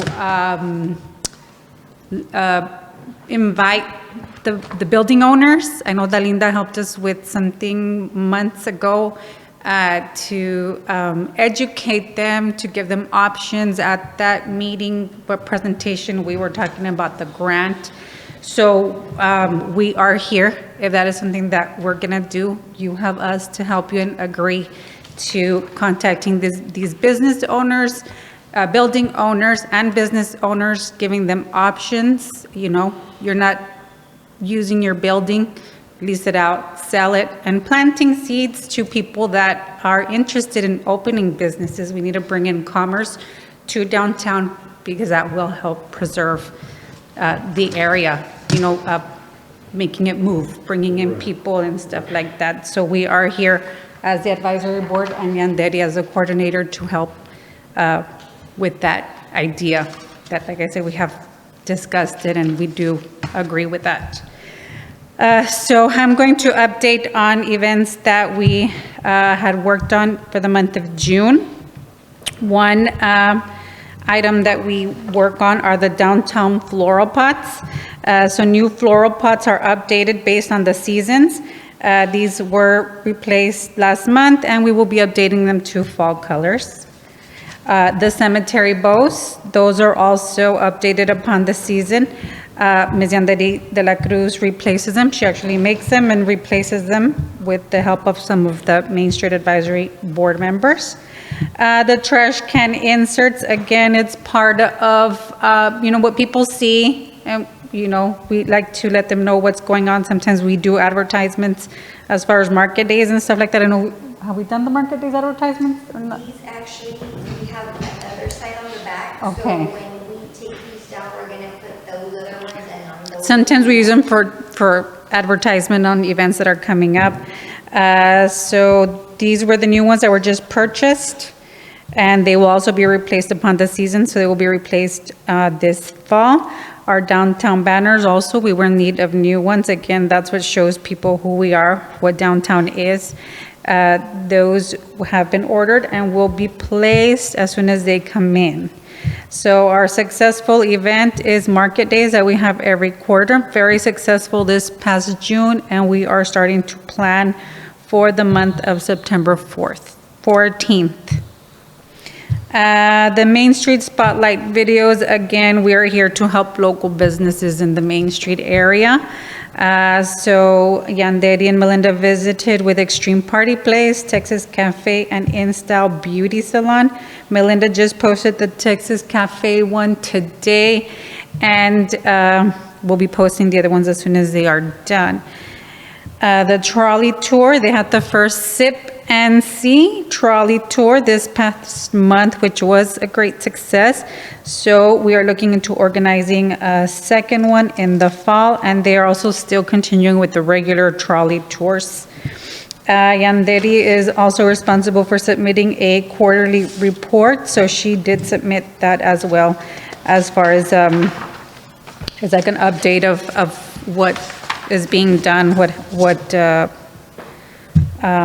it's a Texas Main Street Program quarterly report, workshops that she goes to, what things we're up to and all that stuff. So again, we're here to help the downtown area, preserve it, beautify it as much as we can with the resources that we currently have, but if we have more continuous help from the EDC, we can go further with Main Street. Thank you, and y'all have a good, or any questions? Thank you. Thank you. Thank you.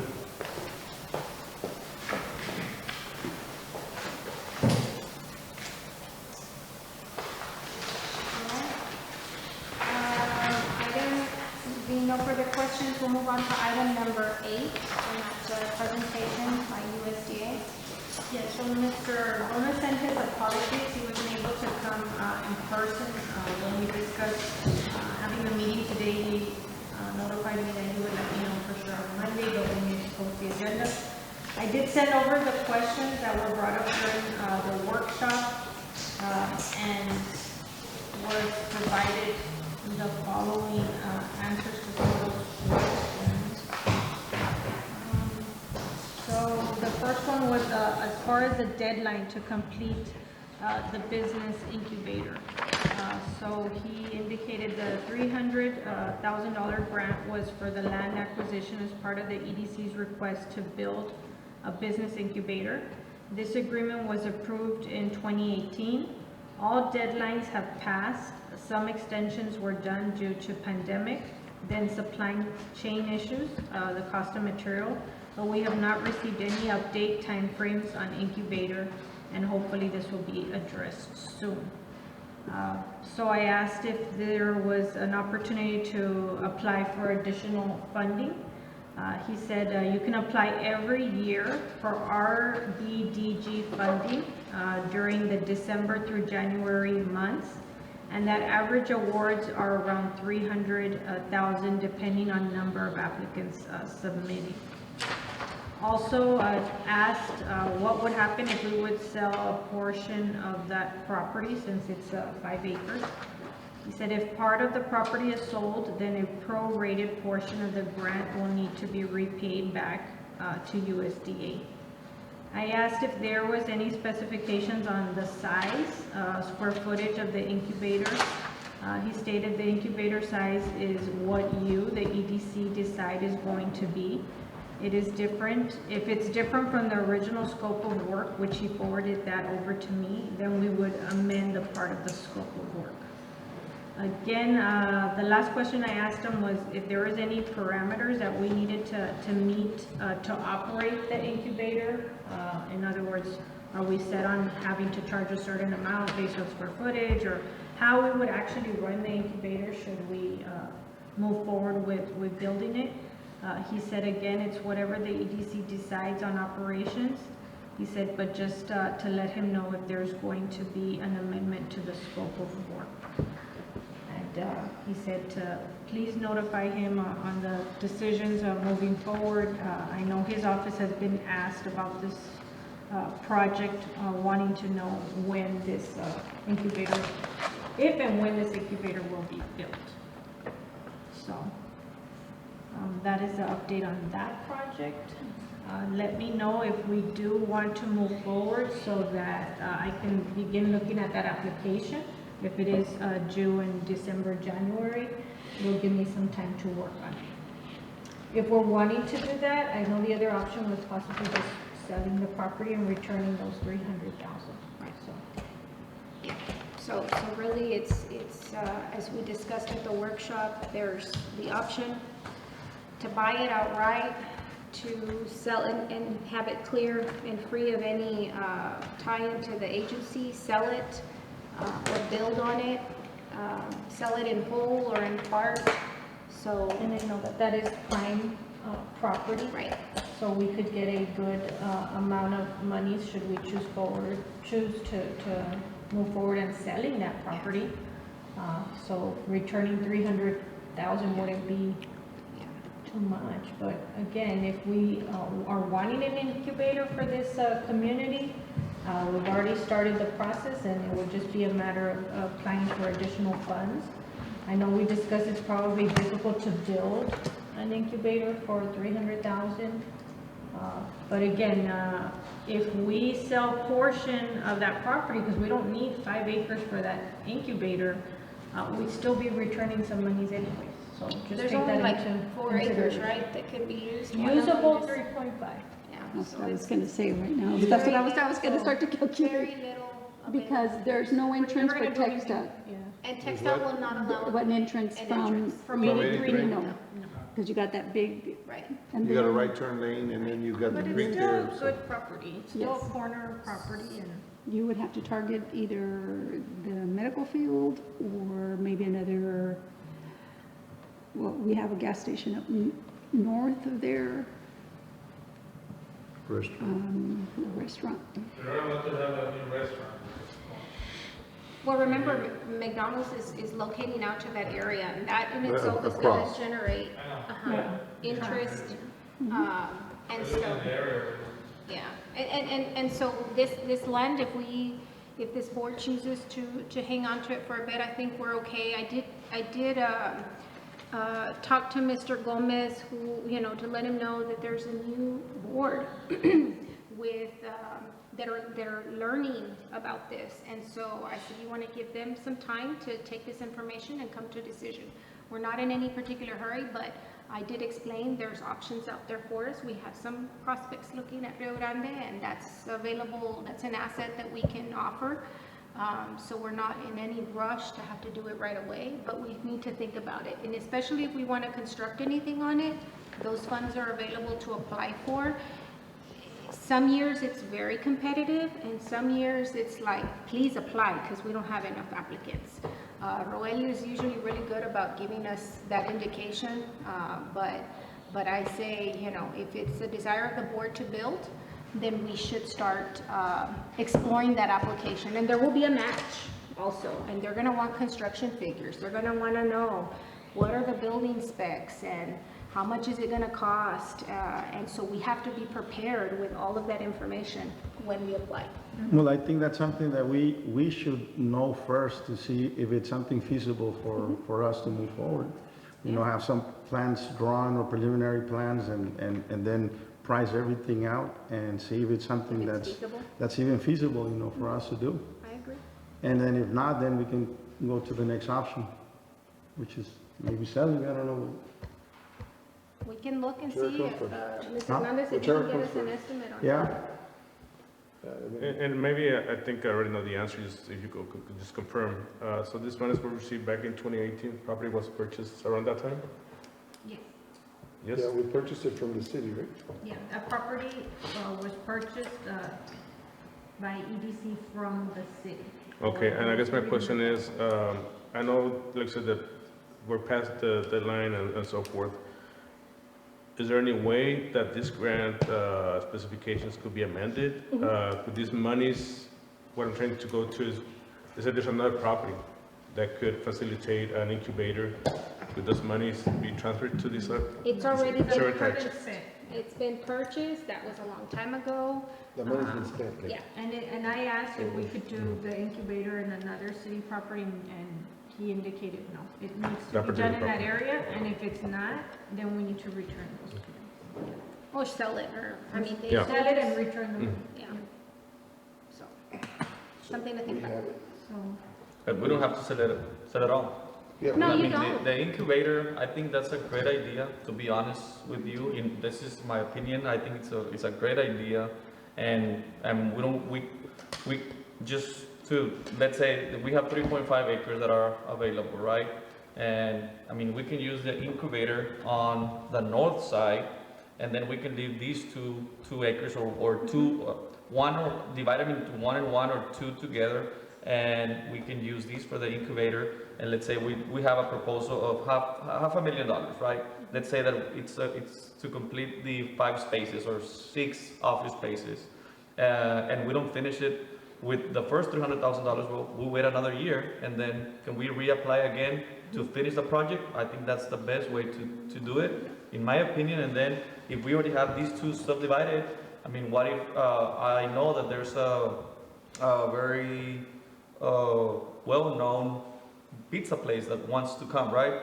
That's a perfect spot for that pizza place. And 2 acres, I think that's enough. Is it enough or no? Yes. With 2 acres, or, I mean, 2 very, we talked to another restaurant, a high-end brunch restaurant from McAllen, that I think with 1 acre it's enough for them. So we can have 2 businesses, brand new, and then the incubator on the other side. That could be, I mean, we can sell them to them or help them. But if you sell the acreage, you already get those $300,000 Yes, back. yes. Just 1 acre. Yeah, but maybe these businesses, either we can wait for bigger businesses to come and we can sell them, because if we bring somebody that is local, they might want some help with, selling them a cheaper price or something. But I think I like that idea. We had developed some concepts with Mildred. Yes, I saw them. So you can kind of see how much space you have to work with there. And it accommodated several buildings. Yeah. So what would it take financially to do, as Mr. Reyna proposed, a feasibility study to run numbers? If we sell the entire property, if we We'll call some builders.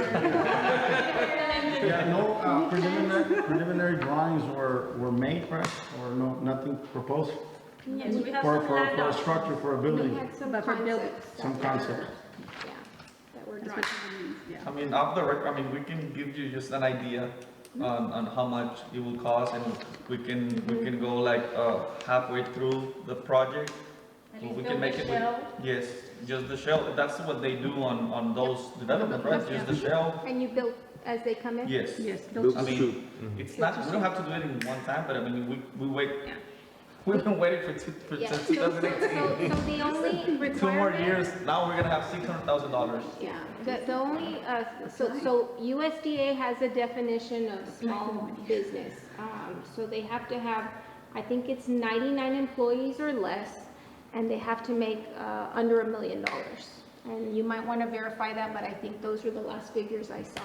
So as long as you're servicing businesses that fit that mold, you're good. Now, like Mr. Gomez said, if that building goes on to, or that business goes on to grow beyond the $1 million mark, We find them well, another that's spot. even better. Yeah, That well, we're that's- not, we're not penalized for that. As long as our criteria for bringing them into the incubator, into the building, is that they must have that, In the beginning. at the beginning. Yes, that's But we correct. certainly want them to make over Yes. $1 million, So that's the especially whole if point, no? it's tax. Isn't that the whole point, to be there?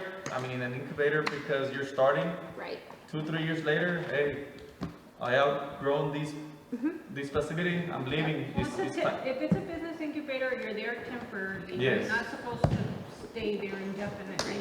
It's a startup Yeah. to get your business off the ground, and then you move elsewhere, and then you allow that opportunity for another business. Because if we continue with the same retailers, then you're never gonna get that opportunity. Are to we use- talking maybe like 8 units, 10 units? It's at our discretion, because I asked that. But the as far plans. as, Well, if you let us know, yes, they just come up with a budget for a 10-unit incubator. Then, I mean, we can discuss it and we can come up with at least a very accurate estimate of, hey, this is what you will cost at least for the shell. Well, And I think then- we need to have a general idea. Is this going to accommodate a restaurant? Is this gonna accommodate office space? Is this gonna accommodate, I what think types the of necessity businesses of- are we trying to assist? Exactly, and you got a good point there, whether, you don't want to mix the restaurant with a retail, because some of the smell of the restaurant goes back and forth. You've been to some of the businesses. Is this targeted to a particular industry? You can go with that small Whatever you business. want. As long as Whatever it's you small want. business. I think that the lack of professional services, it's a need. And so a good idea would be like Like an professional, office? yes, offices. I mean, very neat, you don't have too much traffic and they starting in an office. They just need a store, Yeah, place accountants. to meet. Place to. Like an office and a reception area? Yeah. Yes. Those very- don't generate a revenue for us, And an ice but, cream I mean, they do fill a need. Do they need to generate sales tax revenues?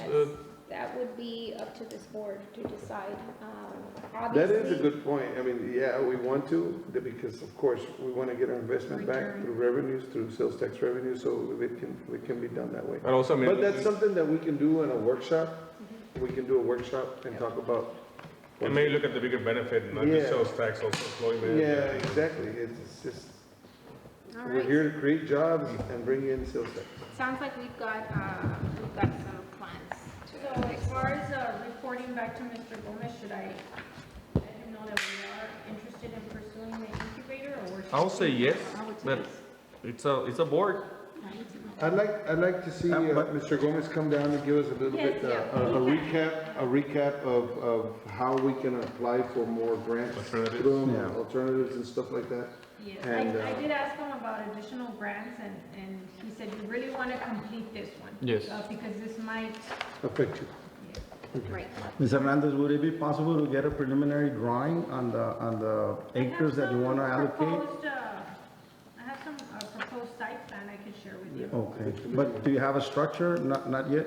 Like a proposed layout? building, a layout? So I think there was Okay, like certain. okay, so I already have that. Yeah. Take this into consideration, we have the Fordyce trails in there, so. Yes. You have to make, Provide access. yeah. That would be the south side, I think, because that's, looks like that's I what's think going, the swimming already pool declining to that business little would creek work that's there. awesome. You could just put No, forward, no, somebody who sells chemicals. share those conceptual plans with the board so that they You're can right. see what I what can fits. email that over to everyone. if Okay. Leslie, go to Leslie. Okay, well then we'll invite Mr. Gomez to return to give us a little bit more information, and Ms. Hernandez will share those conceptual layouts with everyone, so you can take a look at those at your time and leisure, and then when we regroup, we can have a better idea of what those buildings would take to construct.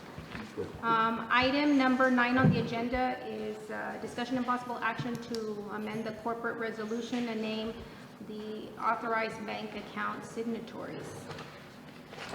Yes, so obviously our board has changed members, and we need to update this resolution to reflect those changes and send this over to our banking institution, which is Lone Star Bank, so that we can designate the signatories for the bank account. I have a correction on here. It's got listed at the bottom paragraph, place and stop payments, account, Ms. Hernandez, Noe Castillo needs to be removed. Valerie Brown Garza, Leonel Cantu, they're authorized to inquire, at least Ms. Hernandez, Valerie Brown Garza and Leonel Cantu, along with Mr. Milan, to go ahead and put place stop payments as needed and inquire on the accounts. But the signatories are those names that you see listed there, which is the board of directors. So it's just to update it to Mr. Milan, correct? Because we haven't made any checks, right? No. So We've you made- just we've made have to checks, remove no? I know we've made payments, but the way they set up the system is for an actual signature, it's for payments over 5,000. Other than that, they're being printed out through the check printing system with our finance department. Because that of signing each and every check was Right. becoming, But you have a signature printed on each check. yes. Okay, I think it's important that we update this immediately because I believe the account as it stands currently reflects the previous board. Yes, so what we will signatures. submit is this resolution, and the minutes from this meeting will be turned over to the bank. And if we can get this signed today by all the members. So we're gonna do the change of, Yes, we have to update this, so let's get a clean copy with that revision so You that can update it as soon everyone as can we sign it. conclude the meeting, and if y'all can stay behind to sign it for me, that way we can move forward with this as soon as possible. So for this is an action item, I will need a motion. I so move. I'll I second. need a second, further discussion. Nope. All those in favor signify by saying aye. Aye. Those against, same sign. Motion carries. All right. Don't forget to stick around and sign this resolution. And you'll also have to come back and get signatures on the actual bank card itself. Yes. Okay. Well, we'll work with our finance director, Mr. Cantor, with that. Got it. Okay. Item number 10 on the agenda is discussion and possible action to approve the advertisement of the executive director position. So as you know, we have a temporary interim executive director for the EDC that Ms. Hernandez is holding up the fort as this board transitions into a permanent executive director position. So at this point, I think it's important that we start to take the necessary steps to get formalized on an executive director role. We do have a work plan and a budget that we're about to implement for this new fiscal year, and we want to make sure that we're able to, in it, include an executive director role. And Ms. Hernandez, thank you for doing what you're doing to help us continue the work of the EDC. We're in a very pivotal moment right now at the city with so much growth and so much interest, and we don't want to see any of that obviously slow down.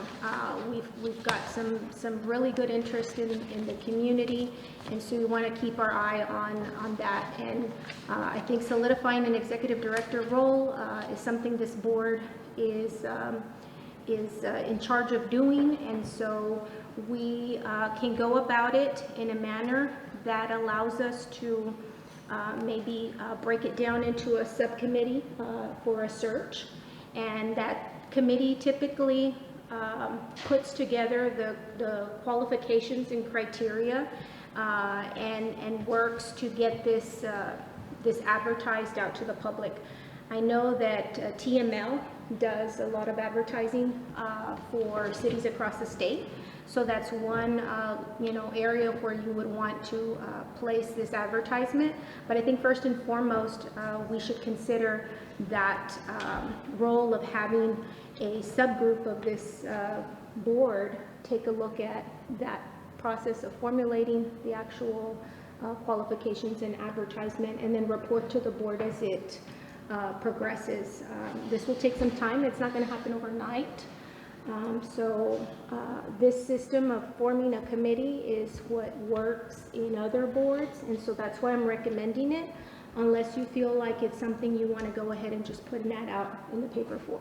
But my recommendation is you collect the thoughts of the committee and then let them work through the process and bring that to the board for its final decision. And I'd like to piggyback on what you said. Ms. Hernandez has been holding the fort down, but we are going into a new fiscal year, and I think it's imperative that we do advertise for an executive director, because that'll only help us. Get more grants. Keep the wheels rolling, like as they say. Keep the wheels turning. But of course, it's at the discretion of the board what we want to do. And I like the idea of going through TML, see where they can help us too, and put down, but maybe get a group together and open it up. I mean, I don't know what the rest of the board is. Yes, I agree with both of you. Thank you so much for what you're doing. You've been doing these new tasks for 3 months. You've been everywhere, helping the city, helping the EDC, helping the tourism everywhere. So thank you so much. We really appreciate it. And like you, and I've told you already, this is a complete new board with new vision, new ideas, new mentalities, and new ways to work. And we like what you're doing. Yes, I personally like what you're doing, but I think it's a fair thing to open it to the public and see just other options, and I'm sure you would like to apply, and I'm sure you're gonna do well. And But at this time, I do agree with Ms. Guillen. Maybe we can come up with that committee and look for options to better look for the best candidate available. And so I also wanted just to mention that I really like what you're doing, but this is just it's safe and healthy to open it and see what's out there. When we got here, you were already here. So that's my opinion, and also if TML can help. And I don't know if there's already like an application like with the EDC on the requirements for this position, the qualifications, the education needed, the experience. So if there's one, I would like to see it, but more like what Ms. Delinda Guillen said, if we can come up with that committee, it will be great. I know that we're part of the Texas EDC. They have qualifications for the executive director that we could look over. And for the record, I agree. I look forward to getting someone in this position better than myself to work this position. I was appointed as an interim because Mrs. Guillen had resigned at the time, so it was, again, just. I sought another opportunity. Yes. So So I'm sorry, so we moved to another position. However, I was placed on an interim with anticipation that someone else would come in and fulfill the role. We've had some changes recently. I continue to work as hard as I can on this department. Also, it's a learning process for me. I did provide some oversight, but I was not the person doing this job day in, day out. I've had to learn a lot in a short period of time. I appreciate the opportunity bestowed upon me to fulfill that role in the time being. And I look forward and hopefully can assist in the participation of finding this individual to take on this role. But we can start with the job description provided by the TEDC because they do have a template. And again, appoint some members for even the interview process, right? Because I believe that this board should be able to choose who will be their executive director. So just in previous experience, only because I've done this and I was trying to brush up on it, many years ago we did an executive search for a CEO. This organization manages upwards of $90 million, and so for us it was a statewide, nationwide search for the right candidate. That board was 25 members. We confined it to an executive committee, odd number. I think we were about maybe 3 that handled the criteria, and of course we went through and provided this information to a firm that helped us locate. But they were able to give us all of those applications. We went through the ranking and interview and then brought those candidates back to the board so that they can get to meet them. And so I think it's only fair that everybody has that opportunity to get in front of those candidates, and that's something that I agree we should do. Everyone has something they're looking for in this particular role, but I think it's a lot for the board to handle as a whole, so I would suggest that we break it down to a small group to do the legwork. Typically your executive director or acting CEOs usually don't get as involved in the process, but it's a board action, a board activity, you know.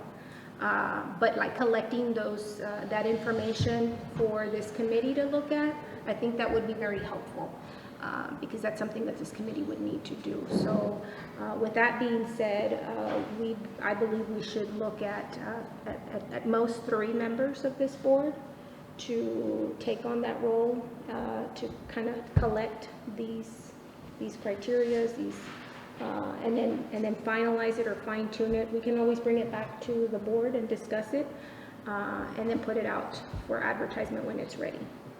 I agree. So, who's up for the task? I'm up. I'm out. Okay. You're on for the task or you're out? No, I'm out. Okay. I'm not. It's gonna be very hard. You're not. You are or you're not? I'm not. No? Ms. Linda? Yes, Yes? Yep. Okay. I was just about to say. So then, as your board If I chair, yes, I can be part of that. absolutely. I would encourage you to participate, to help us, because after all, your EDC executive director would work hand in hand with your city manager to make sure that there's a good line of communication, because if you don't have that good line of communication, you're not going to get very far. And so you're looking for your work spouse in a way, because this person you'll be working with very closely on a regular basis. So, Who is the third person, I'm sorry? I So- have Linda. Does it have to be 3 or 4? Can it be 4? Because you're the one with more experience, Ms. Guillen. well, I would be happy to assist. That's great. Okay, so then I would ask then to formalize this to get a motion Because to we're going to present it to the... board. You don't wanna, you wanna make sure you're gonna stay that you don't have quorum when you all meet as a Right, subcommittee. that's why I suggested 3. Oh, okay. So then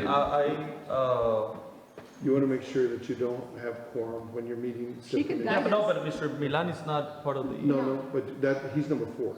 Yeah, but he's not part of No, the... that's fine. He's not. Oh, yeah, so we're good. You're good. Yeah, we're good. You just don't wanna get that Yeah, no, fourth no, no, yes. board member. No, Because then you yes. have, I agree. I So, know we don't have legal here, but, you know, we. yes, no. okay, so then the motion would read to have an executive director search committee naming Mr. Barrera, Ms. Davila, myself, and from the board with the assistance of Mr. Milan, city manager for the city of Rio Grande. Do I have a motion? Madam President, I so move that the committee that was mentioned can start advertisement or start looking at maybe advertising for the executive director position. That is my motion. To include the To following include candidates. the following in the committee? candidates, not the following candidates, the following committee members to start the process of searching for a new executive director. I second. That was a complex motion. You got it, Angela? Yes. Okay, I'm sorry, Angela. that's okay. So we'll call upon Ms. Hernandez to We'll help redo us the get next some of that information from TEDC. And anything else that we need to schedule, I imagine that if we need to facilitate calls via Zoom for any of this, that we can work with the city on that, or meeting space if necessary. Oh, Right? Oh, okay. All right, item number 16, if there's, I know that we want to get quick to adjournment, but I just want to say something. I wasn't here at our first meeting, and I was a little late to this one. I just want to say that I am very, very proud to serve among such a diverse group of individuals in this board, and I am so looking forward to the ideas that you bring, and I know that, like I said earlier, this community is growing by leaps and bounds, and I wholeheartedly believe that we'll take it in the direction that it needs to go. With so much brain power in the room, I'm excited. So just thank you again for your confidence, and I promise I won't keep our meetings long, only when necessary. Yeah, thank you. Sorry about that. And also, if we can have our meetings at 6 PM or 6:30. I get out at 5:30, and it's very hard for me to make it on time.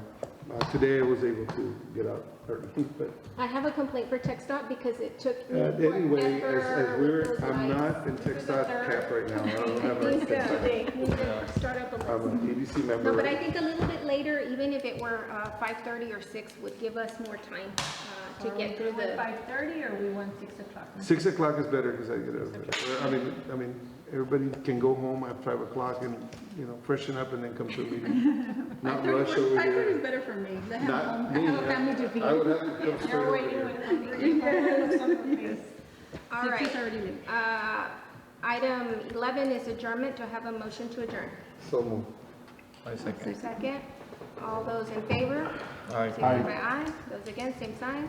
It is officially 7:10 PM. This meeting is adjourned. So it takes 2 hours, so that's. 7 hours and 10 minutes here. We don't get paid. Let me get the resolution, okay?